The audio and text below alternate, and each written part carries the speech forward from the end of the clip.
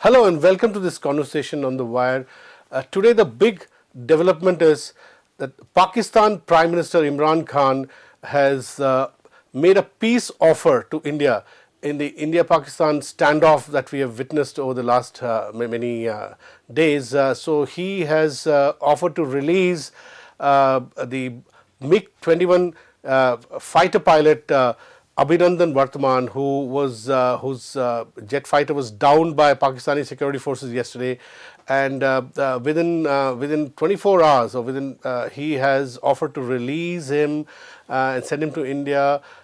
So what does this mean for the India-Pakistan standoff? Does it mean that instead of escalating further, which is a fear that most people have, that the conflict is slowly resolving or the tensions are easing? So to discuss that, we have a special guest in our studio, General Ashok Mehta, who's a veteran of two wars, 1965, 1971, India-Pakistan wars, and he's a commentator, has been writing on security affairs for many years now, very well regarded for his views on security affairs. So welcome to our show, General Mehta. So tell me, you told me this is the shortest captivity of a downed pilot in history. Absolutely. Yeah? Yeah, I don't think there is any other instance where a pilot has been released within less than 36 hours, assuming that this will happen tomorrow. It takes a very long time. So what does this mean? Well, as you said, this is a point of a pause and de-escalation must start from here. Although there are many people on the Indian side who think that they have the Pakistanis cornered because the Pakistanis, according to them, Are in a weak position. Are in a weak position and have been constantly suing for peace. Yeah. Their people like DGISPR has been saying we don't want war. Yeah. Even Imran Khan's statement yesterday. Yeah. So, but on our side, there are people who say we must keep the pressure. We must keep the pressure, but ensure that that pressure does not convert into escalation. Okay. Yes, pressure, because our stated aim of this limited operation was a counter-terrorism operation. Yeah, not a war. Not a war. And the people there are people on our side who are obviously not doves, they are hawks. Yeah, who are baying for blood. Baying for blood, and they say, we've got them. I don't think that is a fair assumption. And in any case, this is not the time to even talk or think of war.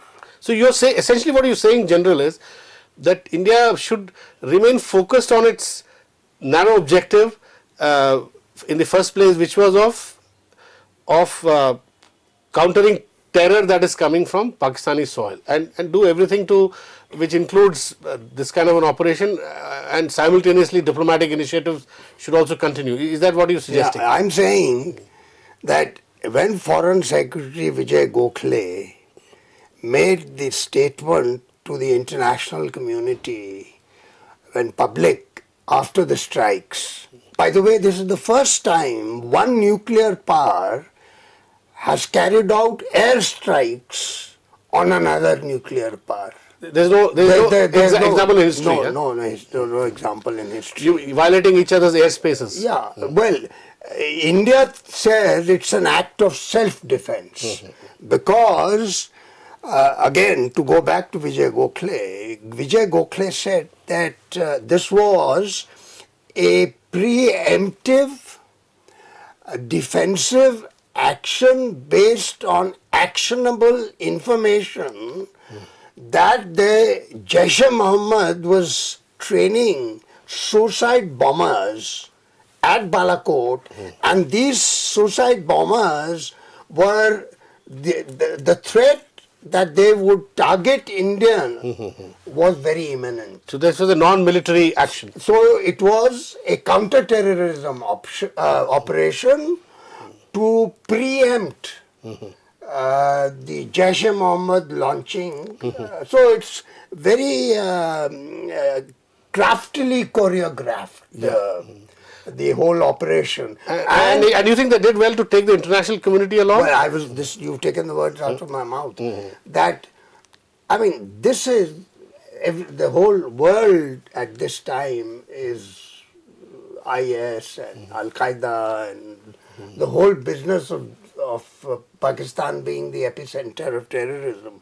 So the ambience, the environment and the support for India is absolutely unique. Okay. And our timing is perfect, and almost every country, every Western country has supported India, and not even China. China has not tried to support Pakistan. It has not named Pakistan, but it has gone along with the resolution. So I think this is quite extraordinary that you've done a surgical operation, you've come back, and you got so much international support. What robbed the sheen out of this operation was the downing of this pilot. Okay. And the aircraft we lost. Otherwise, it was an impeccable operation. Yeah, it kind of gave the perception, in the perception battle. Yesterday, it seemed that Pakistan had gotten even with India, and it was causing some concern back here. You know. So that problem is now over. Would you say that? No, you see, for Pakistan, this was a big blow for the military. Its image, its aura, its status as the prime instrument that protects the core values of Pakistan. Its primacy in society is based on its superiority. So what is the big blow? The big blow was, first they had Osama bin Laden taken out from Abbottabad. And they said that because our air defenses were facing towards India, and this time we took out this Jaish-e-Mohammed camp at Balakot and the air defenses, now they will say maybe they were facing Afghanistan. So it denigrated the image of the Pakistan military, the air defenses, and therefore they had to do something. And as I had said, and the government of India in its assessment did not believe that there would be a retaliation. Okay.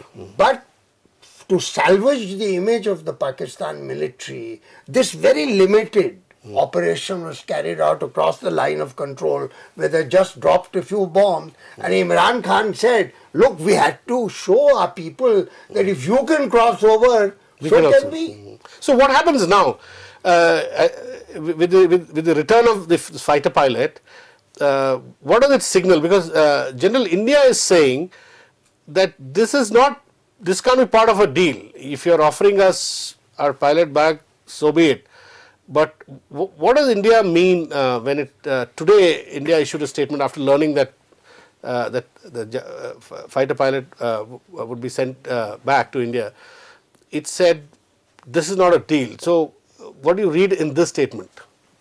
No, you see. Do you think India still wants to take advantage of this strong position that it has? Yeah, I think it's this position of moral ascendancy, international support, and ascendancy in the battlefield. Okay. But the problem here is this, that the international community will not allow two nuclear powers to spar with each other. Yeah.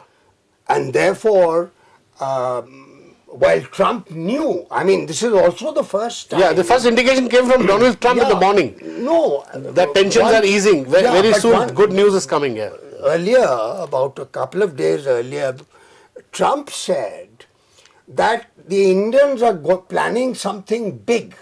Situation between India and Pakistan is bad. It has to be stopped.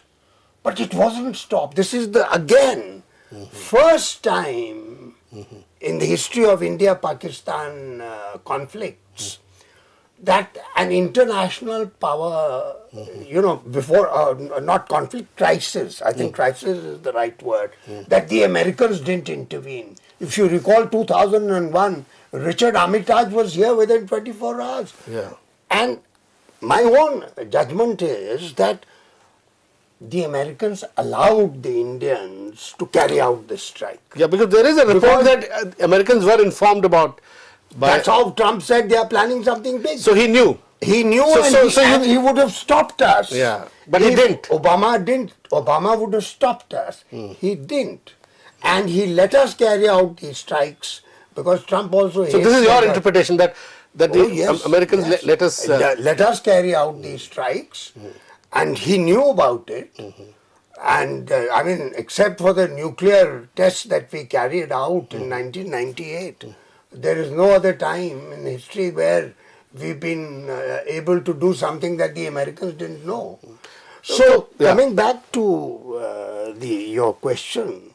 What next? So, there are two options. One is escalation, that these are the pressured people. These are the people who are saying we've got Pakistan cornered and let's do something more militarily. Yeah, there are hawks. Yeah, I think if you see TV channels, it's dominated by hawks who say that India must not give up this position of strength. Yeah, because they think. But you are one of those who's balanced, who believes that we should carry on dialogue simultaneously. I think in one limited war or all-out war, this problem of cross-border terrorism cannot be ended. Cannot be, yeah. You can reduce it. So basically you're saying that you can't keep striking at camps to deal with, to dismantle the terror infrastructure. You have to do a lot of things with dialogue, with diplomacy. Yeah, right? Because this is a part of Pakistan's internal system. These so-called non-state actors are actually part of the establishment. They are what they call their strategic assets. And the Americans have not been able to dismantle them. Yeah, with whom they have deniability. So the question is, we have the hawks. These are the people who say, we must go to war, we must do more. And there are people who say, we must find an exit. Escalate or exit. Yeah. And people who are saying... What do you say? I'll just tell you. People who are saying escalate means that forget... Carry out another operation. Yeah, but forget that we went into this limited war telling the world this is a counter-terrorism operation. Yeah. Now, where are we going to manufacture this craftily choreographed Vijay Gokhale's second statement that on top of another hill, there is a training camp within the next few days, and we can, and in any case, you can't. You'll have to build an elaborate rationale for that also. And they are ready for a second surgical strike. So, like the surgical strike on the ground, 2016, in my view, limited view, it is this kind of an operation is replicable, but it is very difficult. So, given the international opinion, nobody wants this thing to escalate into a war. Our best option is to exit today. Well, whenever, but with our thumbs up.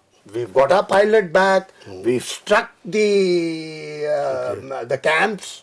Now we have to make some demands on the Pakistanis on dismantling of terrorism. And if you recall, when Pervez Musharraf was the army chief and the president, we made this demand of ending infiltration. And the words used were by us, and the Richard Armitage got Pervez Musharraf to say that they would dismantle infrastructure for infiltration permanently, irreversibly, visibly, So can we? You're saying, and to the satisfaction of India. so we should ask for that at this moment. We should ask for a pledge from the Pakistan. Pakistanis. Now you can turn around, the Hawks will turn around and say, oh, What use is the pledge? They keep breaking the pledge. Yeah, that's of course right. And But General, can I ask you one interjection? Do you think this is an inflection point? At this point, you can get the same pledge, but under the supervision of some of the international big powers also, so that everybody watches. Next time, it's not just India that that assesses whether they are meeting the pledge. Everybody else assesses, including China. Guarantor. But the Chinese are unlikely. But at least the Americans are involved, right?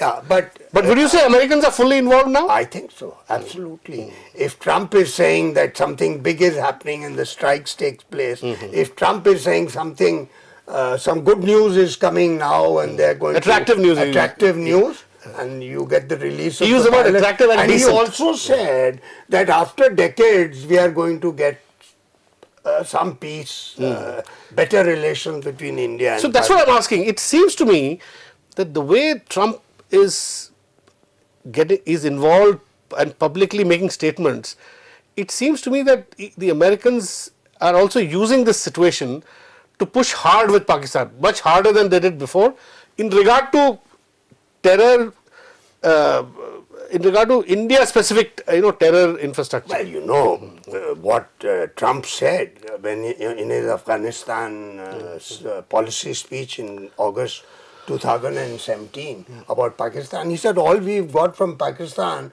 for the last 30 years, with giving them $33 billion is lies and deceit. And they have been telling the Pakistanis do something against the Haqqanis, do something against the Afghan Taliban who were killing American soldiers, and they were unable to enforce or coerce the Pakistanis to do it. So if the Americans are unable to do it, and don't tell me that they didn't want it done or they were shamming or pretending. Of course, they were losing American lives. Yeah, sure. So there is a problem of dealing with Pakistan. And so there is a problem, General. Now, my question to you is, specific question to you is the present situation, do you regard this as an inflection point? Would it change things? Because Imran Khan's offer is not Imran Khan's offer. You would agree it is the Pakistan Army's offer?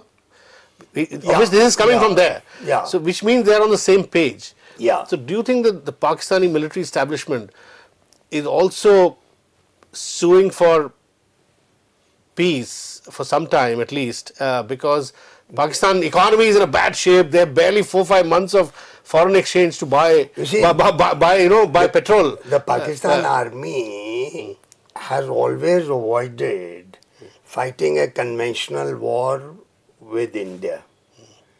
And that is why they started this proxy war 30 years ago, so that they could press our conventional forces through this proxy war in Jammu and Kashmir. So how does that change with this new doctrine? Would you regard this as a new doctrine that India has for the first time pushed into their territory? Yeah. As you yourself said, it's not happened between two nuclear powers. Yeah. You see,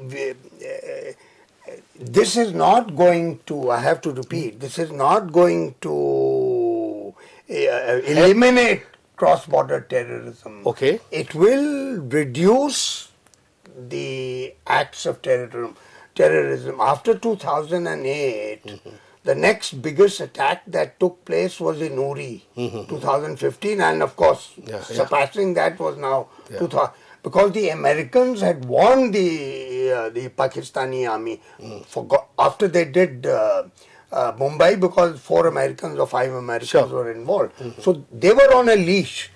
After Trump came, that leash seems to have come off. I think that leash will come back. The leash will come back, and the Pakistan army knows that it cannot fight this war, and we should hope that with some of the assurances, pledges given by these people, you hope, because it's Imran, and whether Imran and Bajwa are on the same page, and in any case, they've got thousands of these Jesh people, they've got thousands of Lashkars. I mean, that country is breeding with these terrorists. So basically, you're saying that this change of doctrine, as it were, of actually pushing into Pak territory, will not be adequate to deal with the terror infrastructure on Pakistani soil affecting India. Well, it Not alone. It will not be. This is added to a deterrent, but like the surgical strike we carried out in 2016, and people said, "Oh, cross-border terrorism went dead, nothing happened. It was business as usual." This time, because we have demonstrated the capacity to go deep inside Pakistan, and nobody stopped us. Yeah. But as I said on previous occasions, I mean, what was the surgical strike? But there's been a bit of dispute about how deep, right? Pakistan makes a certain claim, and no, but this place Balakot is 90 kilometers into the yeah. Okay. Surgical strikes on the ground were 2 to 3 kilometers. We went across 2 to 3 kilometers. Yeah. Here we've gone 80 to 90 kilometers. So there's a big difference. Now, whether you are able to do it again, that's the moot point. And one related issue, General Mehta, which you have been writing about for a long time, which is Kashmir. Now, terrorism, of course, is a big issue, which is now in sharp focus in this conflict. Now, with all the big powers now getting so involved, do you think eventually is there a risk of Kashmir itself getting somewhat internationalized if the linkage is drawn? After all, Kashmir is a piece of this larger problem, right? It is an important piece of this larger problem. No, but the Kashmir dispute, I mean, the word dispute is used in the Lahore Agreement. So it is a dispute. The UN treats it as a disputed area. And therefore, we have to talk to Pakistan on this. But we have to choose our own. Now, about the Americans. Suppose tomorrow Trump says, no, we'll try to help India and Pakistan solve Kashmir. No, they will leave this. There will be no third party involvement because we have to handle this bilaterally. But before we handle the situation with Pakistan, we have to first get hold of Kashmir. Set our house in order, and that house is in big disorder.